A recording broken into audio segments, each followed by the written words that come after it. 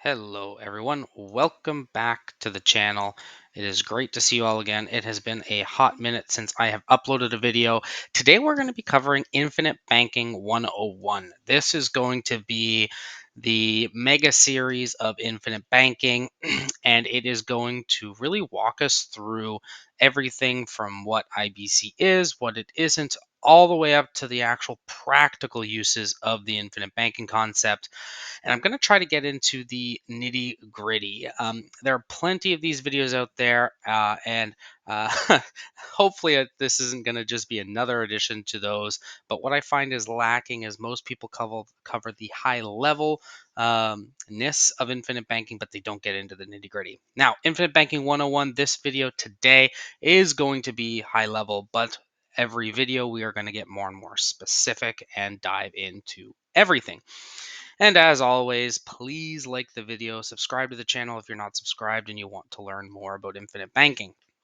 Now, I went and created a presentation today. I've actually become prepared, so we're going to be doing this a little bit of a 50-50 whiteboard and presentation at the same time. So, disclaimer, I am not an infinite banking or insurance professional. I am not a practitioner. I am simply an individual who likes personal finance and likes unique financial strategies. And I personally practice the infinite banking concept. Okay. And I'm not apparently not too good at grammar. I am not an IBC. Anyway, it doesn't really matter. But don't be shy. Okay, comment below. If you disagree with me, if I get something wrong, tell me why. I will respond. You will notice that on my other videos, I'm highly engaged in the comments. If you have a question, let me know. Let me know where in the video you saw it, if that is applicable. And if you want to help the channel, it really does help. Okay. And, you know, why are you here, right? If you're anything like me, you stumbled upon this idea of the infinite banking concept, got intrigued, and then you started binge watching videos to try to, demystify or try and figure out, what the catch was. You'll notice that in the infinite banking world, there is a little bit of gatekeeping that happens, and people seem to hold the information close to them. Typically, that's salesmen that want to get in front of you to then sell you the concept. It's a marketing technique. I'm not an insurance salesman, so I will spill all the beans, as they say. You may have no clue what infinite banking is, and this is your first exposure. Unlikely, but if it is, I recommend watching through the video a few times, and hopefully you'll catch on and look at some of the other videos, and it breaks things down. If you practice infinite banking and like myself, you want to continue to consume content for continual learning. At the end of the day, I know that I don't know everything, and so you constantly want to be learning. And the last reason you're probably here is you're an authorized IBC practitioner, and you're here to tell me that everything I've said in this video is wrong, which seems to be the case. Um, if you're an authorized IBC practitioner, all I ask is that you indicate as such when you're commenting. And uh, I understand that there is a perfect way to do things, but life isn't perfect, and that's exactly what the infinite banking concept is there to solve, is to kind of hedge those imperfections. But anyway, or you're here because you're a big Dave Ramsey fan and you want to crap all over the infinite banking concept, which that's fine too. Let's have a conversation, right? Okay, so first of all, when it comes to the infinite banking concept, what is and what it isn't, okay? It is simply a concept. This is the biggest thing that a lot of people get wrong. A lot of people believe that infinite banking is whole life insurance. Whole life insurance is simply the vehicle that is used in order to facilitate the infinite banking concept.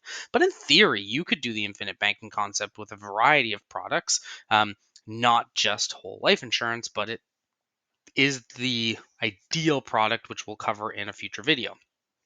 And again, it's not a product. It is essentially a form of leverage. It is leveraging, borrowing against. I don't even want to call it borrowing your own money, but it's essentially using your own money as collateral to obtain a loan at relatively low interest rates so that your money continues to compound. We'll get into that in a second. You'll see exactly what that looks like. It's not a magic solution. It's not without its negatives. It is simply a tool that is going to help you solve financial problems. Now, what are those problems? Oh man, this is going to be difficult. We're going to get there though. Um, what problems are, we'll get to them in a second, but the topics that we will cover today, of course, we've already covered what it is and it isn't. We'll cover the problem that exists, at least as I believe it to exist, and everyone's problem is going to be different. Okay. How traditional finances slash the banking system works, and a very high level overview of the infinite banking concept. Okay. So, what problems exist? All right. So, this keyword here, opportunity cost, is going to be a keyword that continually comes up. Essentially, if you have cash, you lose the money that you could have earned. So, for example, what I mean by this is that if you had $30,000 cash and you wanted to go buy a car for $30,000, if you buy the car for 30K, well, this $30,000 can no longer earn interest because, well, it's used for the vehicle, right? And subsequently to that, if you go and finance a vehicle, you then pay interest on it, and potentially your cash earns money, which would be nice. But of course, you've got risk of the financing. It's not a perfect system, and there's no true or hard and set way that you should manage money. But really, the key aspect here is that we want to try and recapture the lost opportunity cost. And so, if you've watched other infinite banking videos, they say recapture your interest. Well, that's what they mean. It's really the lost opportunity cost that exists with um, traditional banking. Secondly, is difficulties obtaining financing. So, I'm calling out business owners here. I own slash have owned several businesses, and when you start out in business, or even when you grow in business, it becomes difficult to get financing. And I'm not necessarily saying impossible. It just becomes very tedious. You go in, and you have to see a loan officer. They're going to ask for all of your financials, which, depending on the time of year, may or may not be completed at that period of time. They're going to scrutinize that. They're going to ask you a million questions. They're going to get you to personally guarantee the loan that they end up lending you. And then you're going to have set terms. If you don't repay those set terms, there could be serious consequences. Or maybe you just have bad credit. And I'll add here as an asterisk, you may have bad credit in the future. We never know what happens.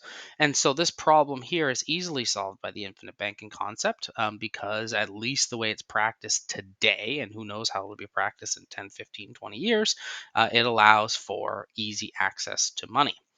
And the big one, which has to do with this lost opportunity cost up here, is that savings rates for liquid cash is abysmal.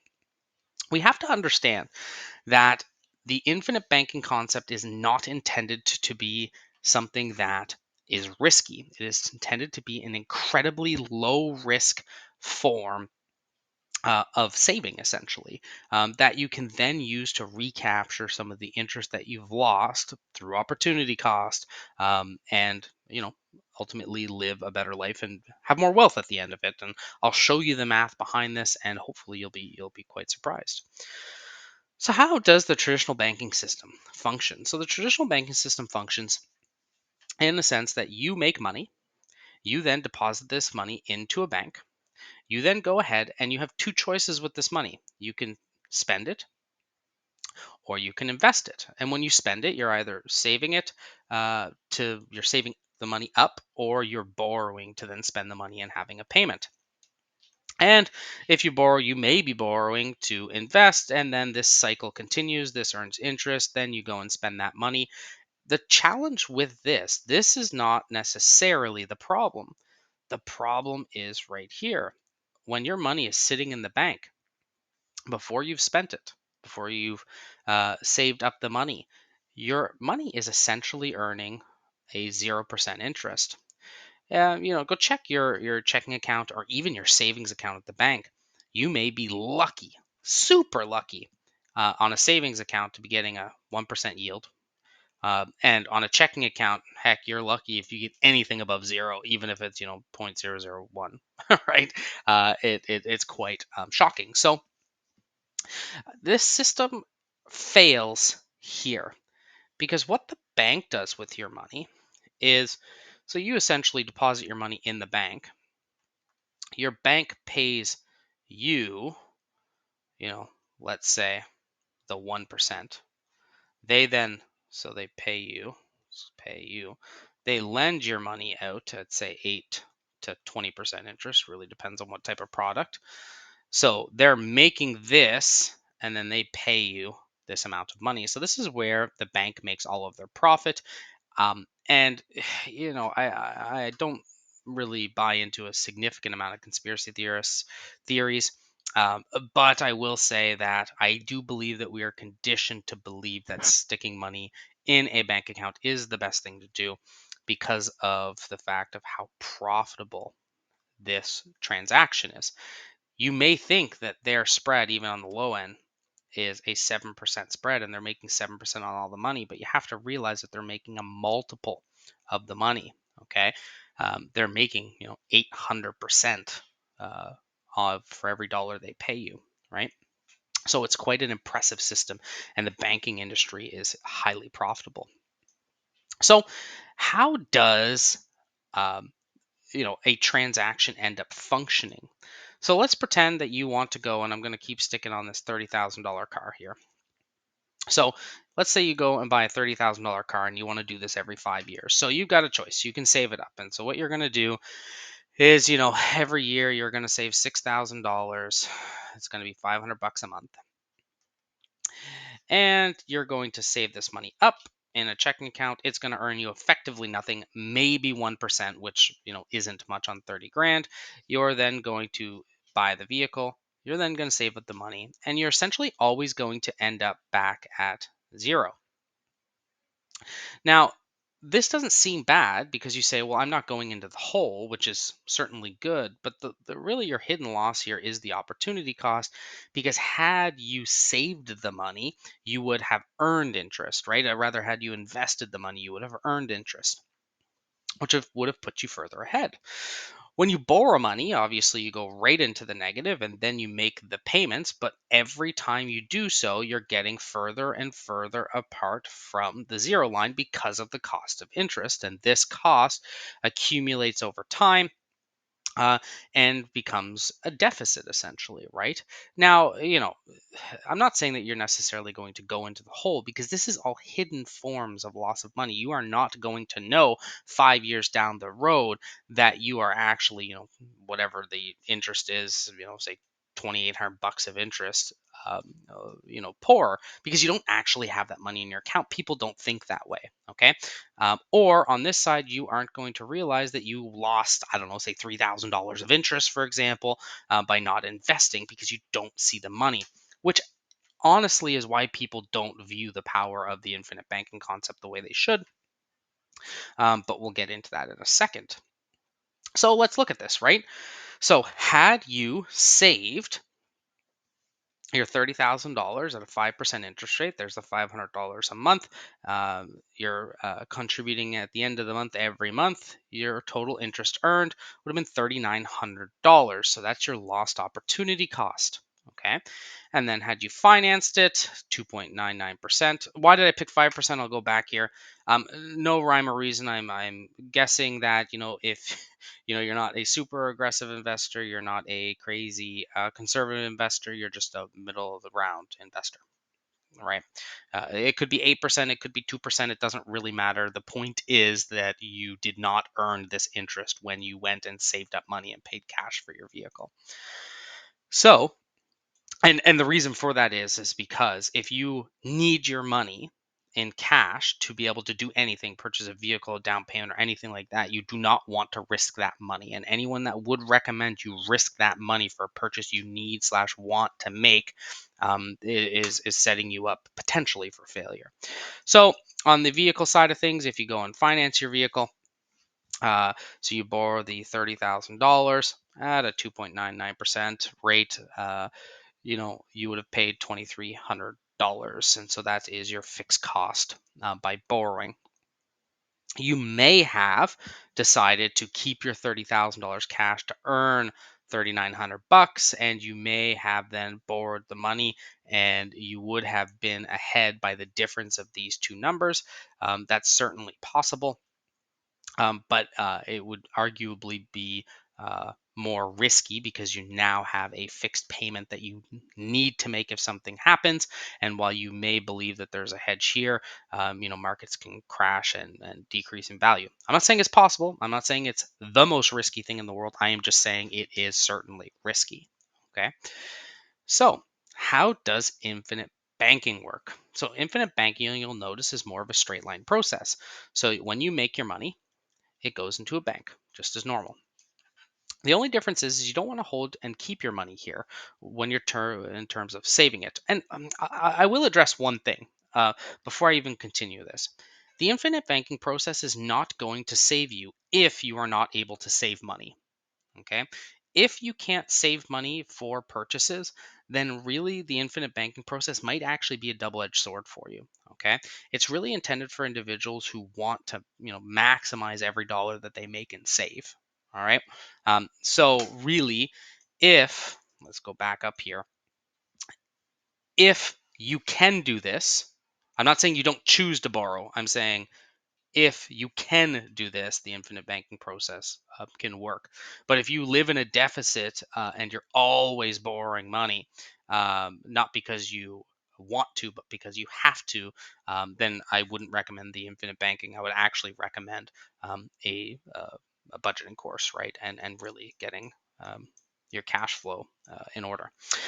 So instead of saving your money in your bank, you are going to put it into whole life insurance. And I will have a video as to why whole life insurance in the future. But for now, just trust me, this is the infinite banking process, which compounds at 2 to 4% every year.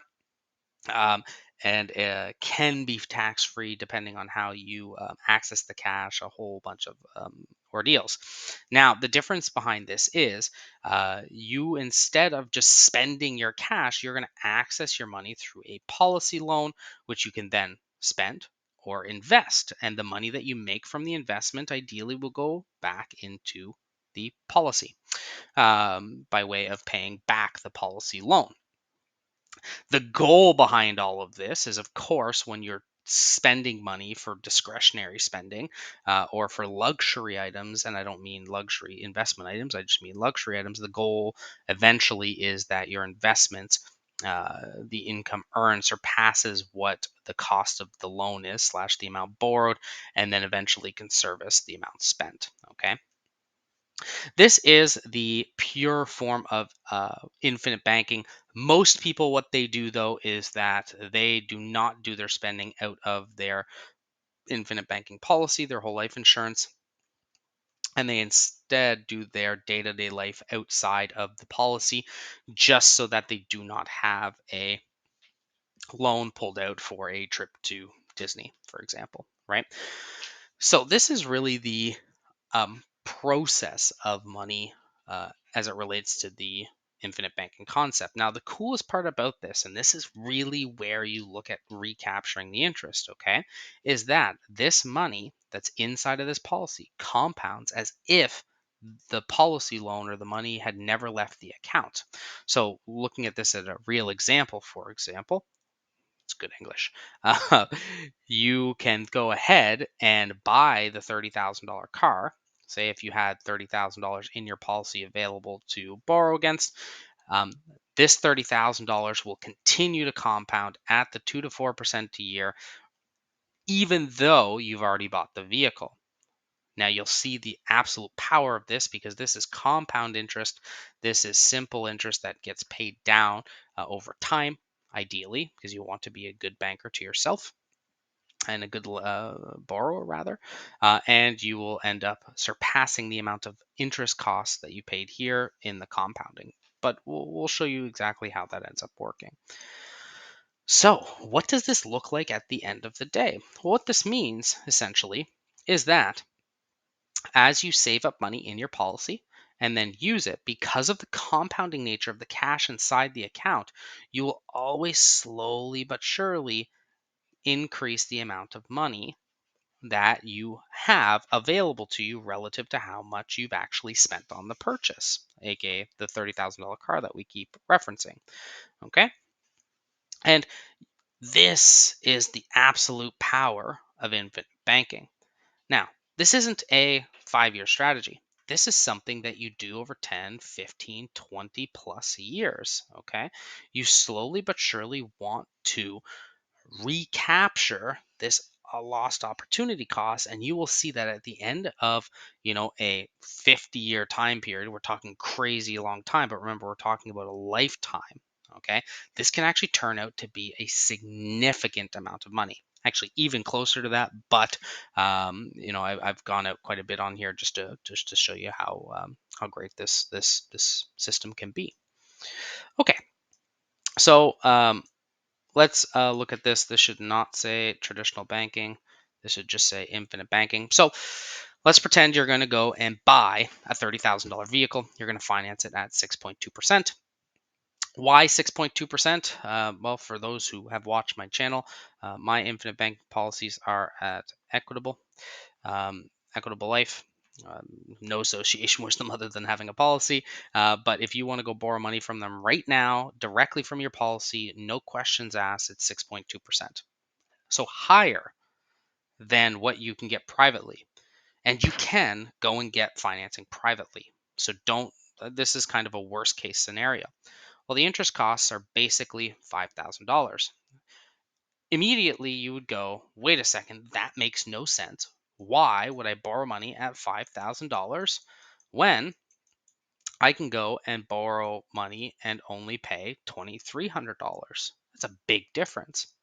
Well, remember, it's this compounding nature. So when you actually look at it over a 5-year period, if you were to, because your money continues to grow, I've taken the middle between the 2 and the 4% compounding at 3%, you've actually earned almost $4,800.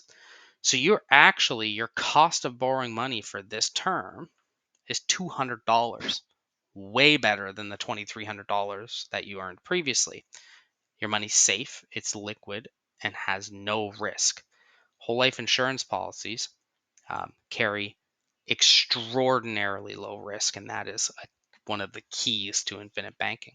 So now that you understand that your true cost when you've done this through the infinite banking method is now only $200, this is when things start to get really interesting. Because remember, if when you're saving money, you would go and you would save up your cash, bring it down to zero, save up your cash, bring it down to zero, save up your cash, bring it down to zero. So $30,000, $60,000, $90,000. Okay. Imagine now that when you are putting money inside of your infinite banking policy and then using it to make purchases and finance the anything really you want in your life, that the amount of interest that you earn would effectively go up every time. And this is where the compounding nature. So in your second vehicle purchase that you go ahead and finance and pay off, pay back to yourself, you are going to pay the loan you take from the insurance company back. Well, the first time you do it, your cost is again the $200. But your second time you buy a vehicle, well, remember, if there's now $60,000 in the account earning money, this is going to end up being double. And for argument's sake, let's just say it's $10,000. So, you are going to make $5,000, which is, the 10,000 minus the 5. So you actually end up getting more and more and more and more efficient over time. So this is ultimately the power of the infinite banking concept. The goal is that your safe liquid cash, okay, grows incrementally, exponentially because of compound interest, okay? And you can then use this money that's growing and compounding to basically pay for whatever you want. So I hope this at least makes a little bit of sense starting out. Okay. I know we've gone through a whole bunch of things. I know these videos are a little untraditional and I don't make them all fancy or anything like that, okay? But the goal is, and I'm going to just refresh here, okay? The issue is that if you save your money, which is the prudent thing to do, if you save your money or can save your money and you use it to buy things, the infinite banking process will assist you in regaining the lost opportunity cost that exists from using cash. And we all know that if your money's not invested, you're losing money. But how do you invest your money, or how do you allow your safe money, your emergency fund, for example, or again, your down payment for your house or any of these types of expenses, how do you allow those to grow over time in a safe manner that you can access to do everything else you want to do? Now, I'm going to kind of, there's all kinds of things that the infinite banking can be used for. It can be used for real estate. If you are a real estate developer, for example, you can go ahead and use an infinite banking policy to then go and take a policy loan out. You go and fund the down payment for a house that you're going to flip, for example. You don't have payment terms on this policy loan. You can pay it back whenever you want, or the loan interest can get amortized back into the policy, essentially, if there's enough cash value. And then ultimately, of course, your loan is growing by that amount of interest, don't get me wrong, but when you get a big cash amount, you can then go pay off this loan, and then you can go and access your cash right back again, no problem at all. Okay. But I mean, the possibilities are endless here. So let me know your thoughts. I did have another slide at the bottom here, but I did realize as I was going through it there was a mathematical error, and it wasn't a major mathematical error, but it was an error enough that I did not want to put it in this video. So let me know your thoughts below. I am going to be covering quite a few other topics. The next video is really going to break down what is the concept. None of this, high level stuff about opportunity cost, but what exactly, how do you break it down? The next thing that we're going to talk about is going to end up being why whole life. So that's probably going to be one video. We're then going to talk about exactly, we've got these problems up here. We're going to talk about how these problems get addressed one by one. And we're also going to talk about the counter arguments to everything.